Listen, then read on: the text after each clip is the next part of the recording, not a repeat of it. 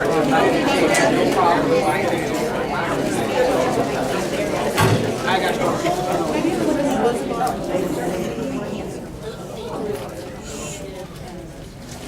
done, you guys. It's always really helpful when we pull back together quickly, because I know you're dying to get to the content, right? Yeah. Thank you for people who are nodding, even if you don't feel that way. I appreciate that feedback. All right, so why are we talking about trauma? It's a really big trend right now. It's all over the news. It's all over, there's national studies going on. It's all over prison systems, school systems, foster care system, anyone who's involved in the world of treatment for chemical dependency is learning about trauma. It's what we're understanding, finally, is often the root cause of the behavior problems that we're seeing in our schools and in our society, okay? This is why I latched onto this topic. So I've been working in the world of special ed, primarily with kids with behavior and emotional problems for 30 years. I started my work 30 years ago at Boys Town of Missouri. Most of those kids are in foster care. We're living there.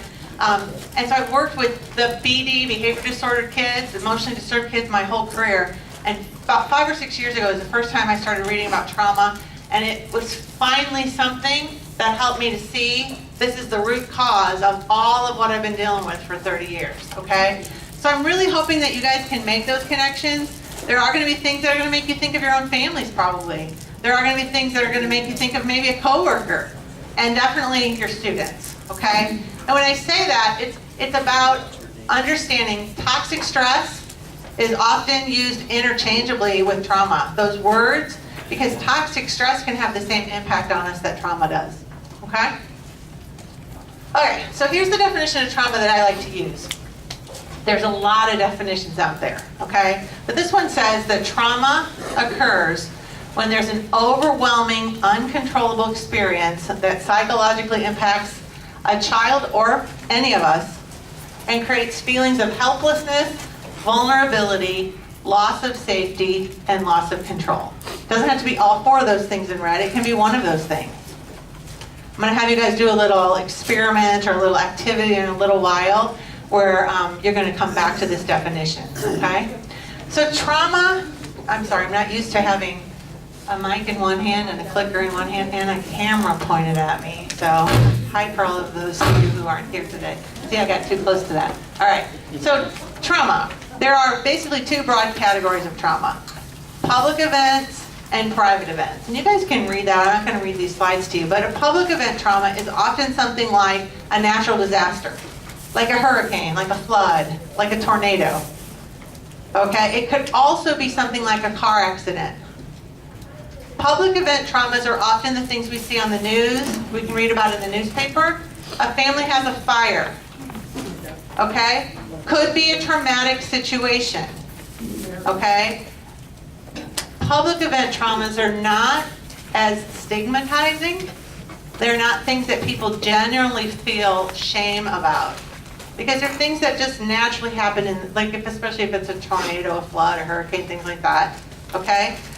The other broad category is those private event traumas. Those are the things we more often think about being traumatic. Things like abuse, violence in the home, those sorts of things. Those are things that are often behind closed doors and have that air of secrecy about them. So there's often a lot more shame, fear, loss of trust, all those things, again, loss of safety that come with that, okay? All right, so one thing we need to remember is that trauma is subjective. And all that really means is that not everybody is going to go through an event and be traumatized by it.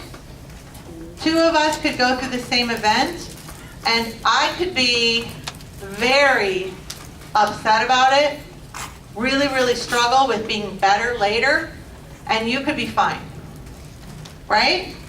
Can you all think of a situation like that? Maybe some of us have those kinds of experiences in our own backgrounds, where a family went through something and one family member turned out okay and the other one is not okay still as an adult. So death is a great example. That for some of us, that's something we never quite get over, and others can sort of just move on in a little different way.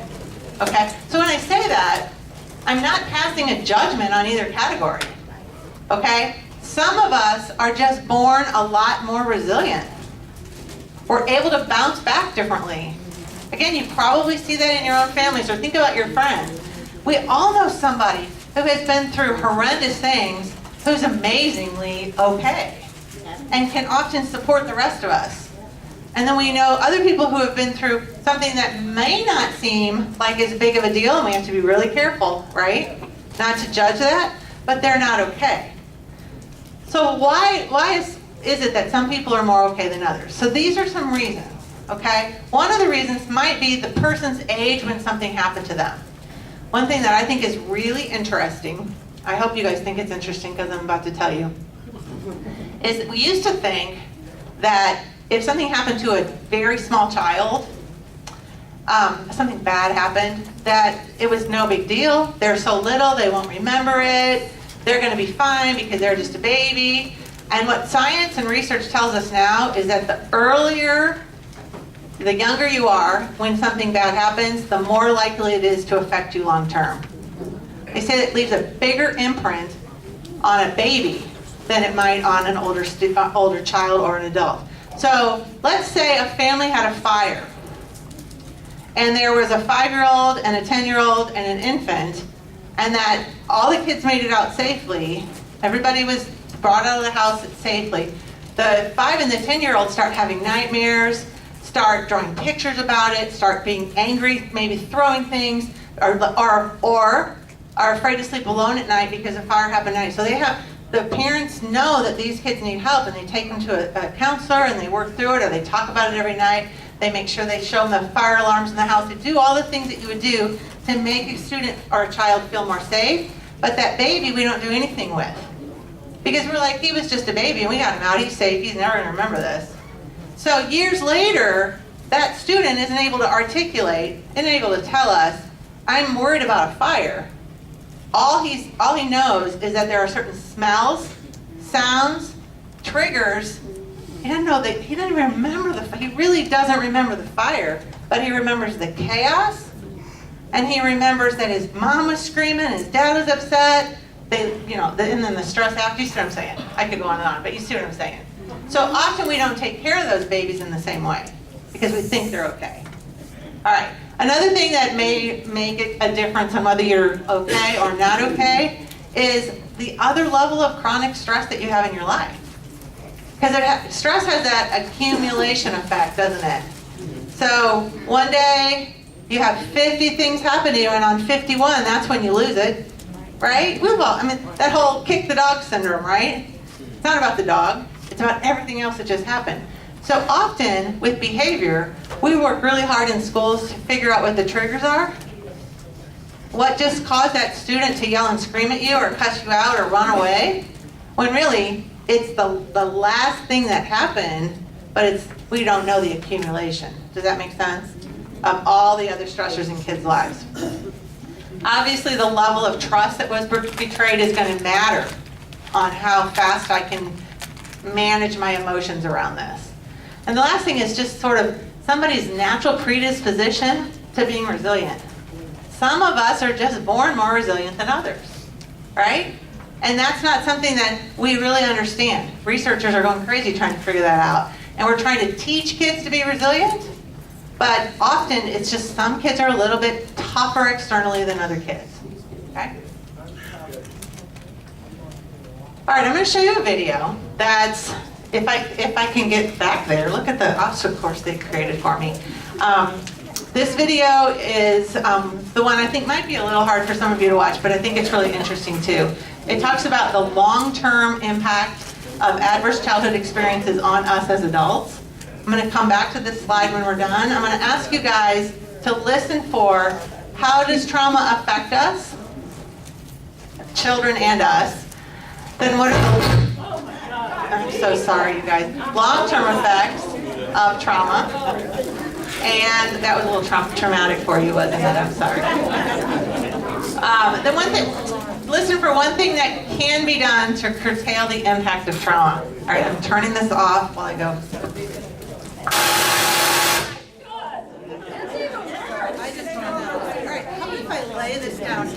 I may have to just not use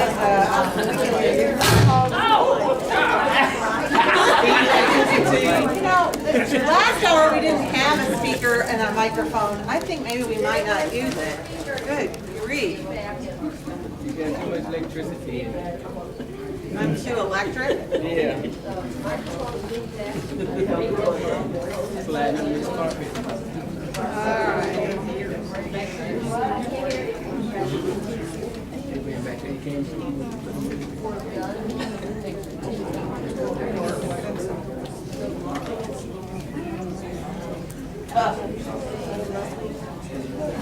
Your parents' divorce.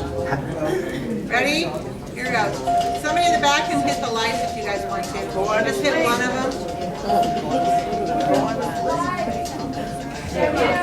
What does your parents' divorce have to do with your risk for heart disease? If your mother had a drinking problem when you were growing up, are you more likely to suffer from depression as an adult? Here's what you should know about ACEs. ACEs stand for Adverse Childhood Experiences, extremely stressful events that can happen to a child growing up. Some experiences are so stressful that they can alter brain development, as well as the immune system, increasing the risk of lifelong health and social problems in adulthood. The term comes from the Adverse Childhood Experiences Study, landmark research that shed new light on the root cause of everything from stroke and liver disease to substance abuse and mental illness. In the late 1990s, an epidemiologist from the Centers for Disease Control and a preventive medicine doctor at Kaiser Permanente set out to understand the association between childhood experience and lifelong health. They asked over 17,000 people in the Kaiser Health Plan in San Diego about their health history, as well as difficult questions about their experiences growing up.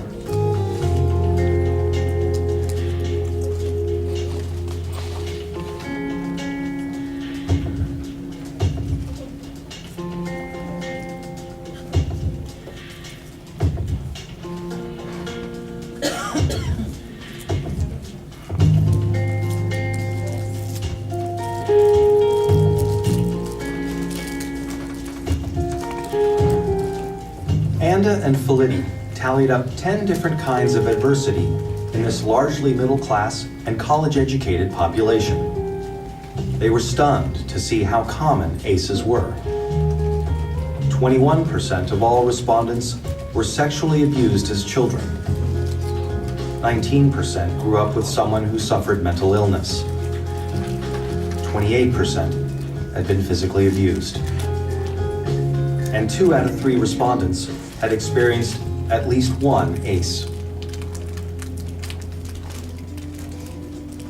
The researchers next looked at how someone's ACE score, or the number of adversities they experienced, related to a wide array of serious health and social problems.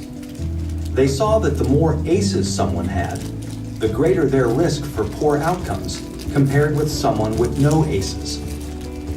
Someone with an ACE score of 4 had twice the risk of heart disease and cancer.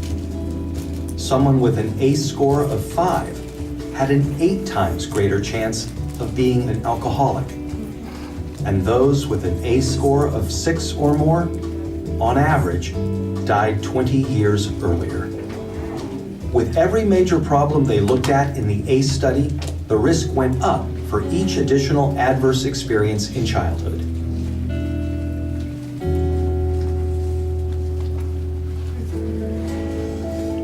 As Dr. Robert Anda says, what's predictable is preventable. It's important to remember that ACEs are not destiny. ACEs are a tool for understanding the health of a population as a whole. For individuals, an ACE score can be a tool for understanding their own risk for health and social problems, and empower them to make changes for themselves and their children. ACEs tend to get passed down from generation to generation and are common across all income levels, races, and cultures.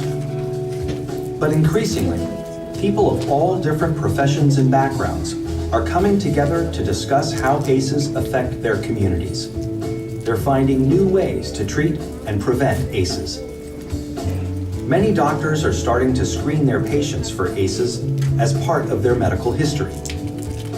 More schools are becoming trauma-informed, considering the source of problem behavior when disciplining their students instead of immediately suspending or expelling them. To learn more about interrupting the cycle of adversity and improving health and well-being for the next generation, please visit kpjrfilms.co.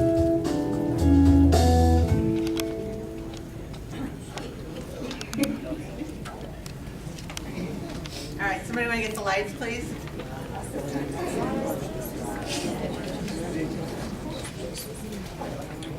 All right. So I'm going to have you spend about 3 or 4 minutes at your table just looking at these questions. How might trauma impact any of us? What are the long-term impact? What are the long-term effects? And then what can be done about it? Also, go ahead and talk about if anything surprised you. I'm going to put it back together in 4 minutes.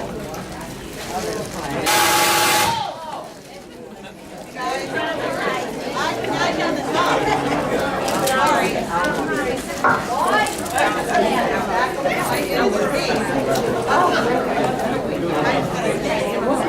20-year life expectancy thing threw me for a loop. I know. I'm like, what? So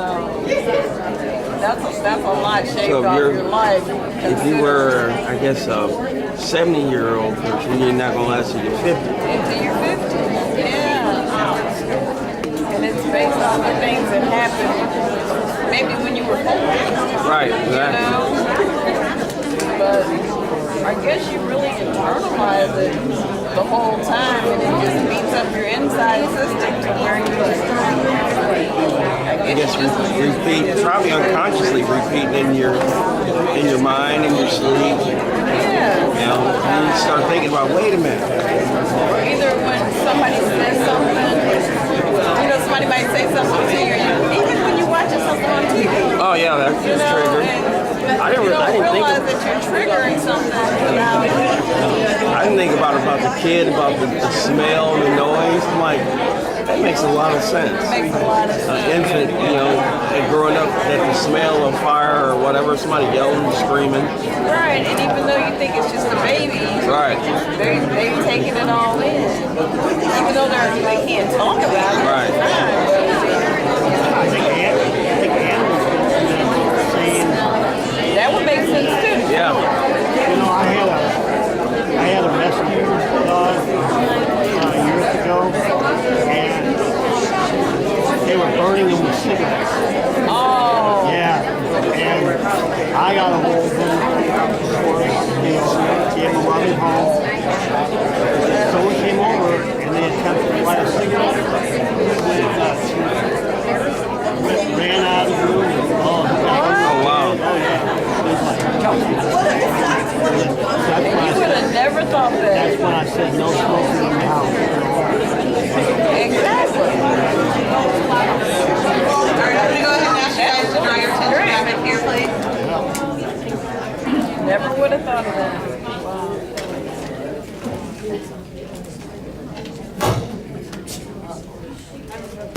Seriously, got to turn that off in just a second. We did okay last hour without it.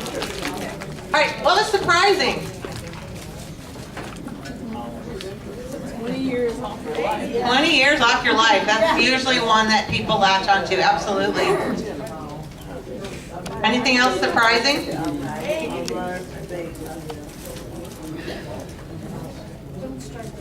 Okay.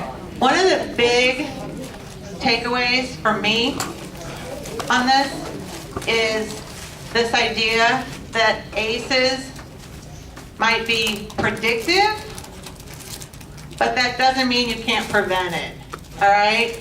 Because I think way too often we sort of get this attitude of, there's no use, I can't get past this is the stuff that's been going on in my family for generations, or, we just expect, I had a guy one time after I showed that video, a teacher who said to me, every male in my family has died of heart disease, so I just figured that was going to happen to me, right? And so we know, I'm not here to lecture you about lifestyle, we know lifestyle has a lot to do with that, but some of this is really astounding, that maybe because of the bad things that happen to us, we're more likely to have some of those chronic health conditions like heart disease, diabetes, cancer. That's why the insurance company started this whole research, is because they wanted to find out, how do we quit paying for some of this chronic stuff, right? And what's fascinating is that original study was done with mostly men who were mostly white and mostly college educated. So you could argue there's not even a cross-section of the real community, and so ACEs might even be higher than that in the general population.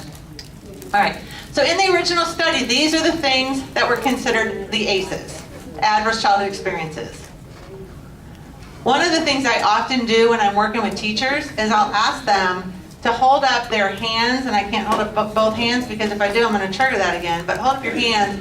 How many ACEs does the student that you're most concerned about have? And very, very often I see 5, 6, 7. It's real unusual for me to see 2, right? So if you guys think about the kids that you know, somebody last session said, yeah, but we don't even know this stuff. We're not allowed to see their records, right? Here's the thing. We don't need to know in order to sort of have a hunch, okay? We don't know that about each other, right? If I've had stuff like this happen, anything on this list happen to me, I'm not going to say, hi, my name is Mickey and I've been abused. And I don't mean to be flip about that. I really don't mean to be flip about that. But we don't put it out there, right? So we have to honor that our kids don't either. They don't have to. And many, many, many times, no one knows, okay? We usually know when we have kids who live in foster homes that there's been some abuse or neglect. But we don't often know what. Or we know abuse and neglect, we don't know how often, how chronic, who was the abuser, we don't know any of that. So we don't have to know any of that. We just have to know that all of us have gone through some stuff.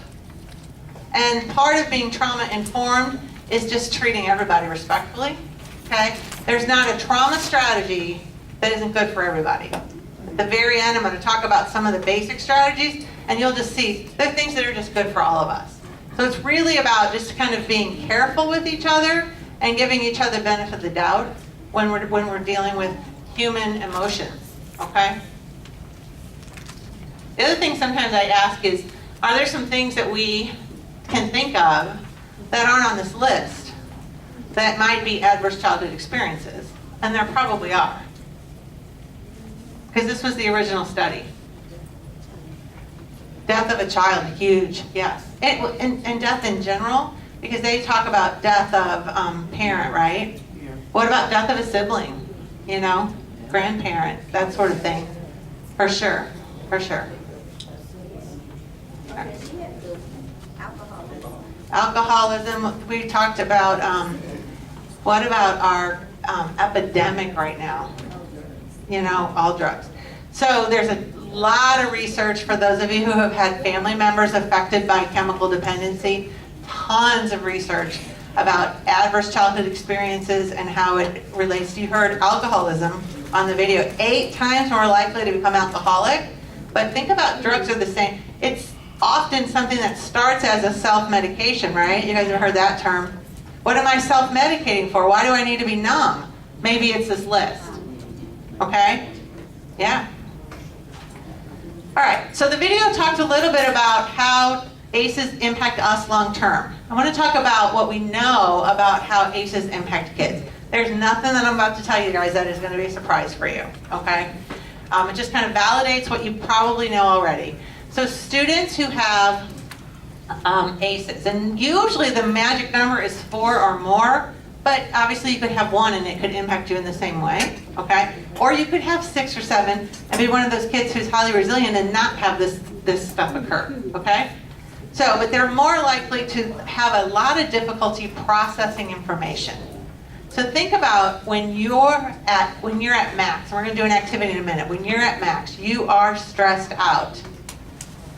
And I try to put a reading passage in front of you and say, you need to read that in 5 minutes, and then I'm going to give you a quiz.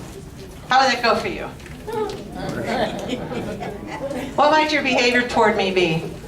I think I'd hear some choice words. Think maybe some people would throw that reading passage at me.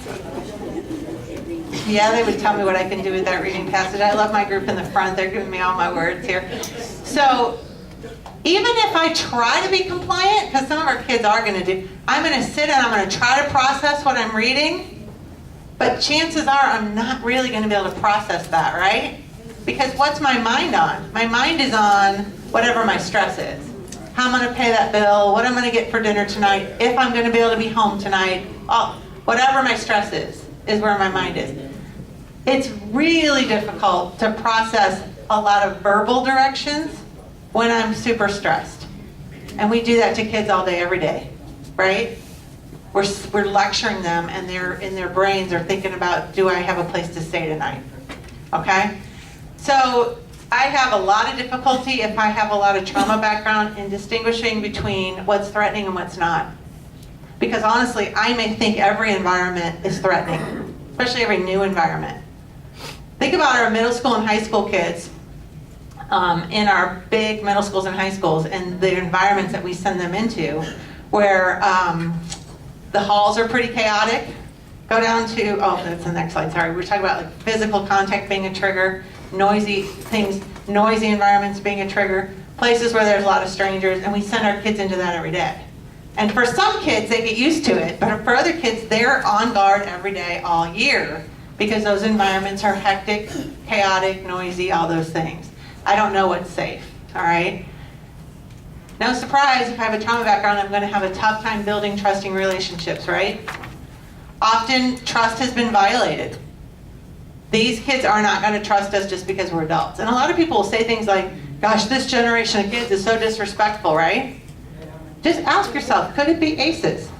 I'm not giving them a pass. I want them to be respectful. We want kids to learn to follow rules and be able to function in society, right? So having ACEs in your background is not a pass for that. If we give them a pass, they're going to be in prison. We know that. Okay? But we know that the root cause of a lot of my inability to trust might be that people have hurt me in the past. All right, so how about regulating their emotions? We're going to talk about that. I'm going to show you a little bit about the brain in a minute. All right, developmental language skills is the same kind of way. People haven't necessarily talked me through how to use my words when I'm upset. So I use my fists when I'm upset. Okay? So I don't know how to process feelings and emotions. In some families, the only emotions kids ever learn is mad, right? And sometimes it's a lot more than mad. What the primary emotion for kids with trauma backgrounds is honestly fear. So it may look like anger, but what's underneath it is often fear, and we don't think like that. Because if a kid's throwing something at me, I'm not real likely to think, well, he looks like he's really afraid right now, right? Because actually he looks the opposite of afraid. He looks like the aggressor. But we're going to talk about the idea of fight, flight, freeze. You guys have heard that? So when kids get in that fight mode, they look real aggressive, they look real angry, but what's underneath is often fear. All right. So here's another thing that won't surprise you. Students with high ACEs are likely to have special education services. Shock anybody? Nope. That's why we're here, right? Without that, we wouldn't have jobs. We have a lot of kids who have this background. More likely to fail grades, we know that. More likely to have lower standardized test scores. That goes back to that idea of processing information. There's a saying that stressed brains can't learn. And the kids who have backgrounds like this have stressed brains every day, right? We also tend to talk about trauma like it's a thing of the past, when for a lot of the kids, it's present. Trauma is happening right now. I'm homeless. Somebody at home is mistreating me. We don't have money to buy my next meal. okay? So trauma is occurring now. It's not something that I'm past or over. So I'm not able to come and learn 5th grade content or 9th grade content. So you can give me a test about it, guess what, right? More likely to be suspended or expelled, no surprise there. And more likely to have poorer health. What's that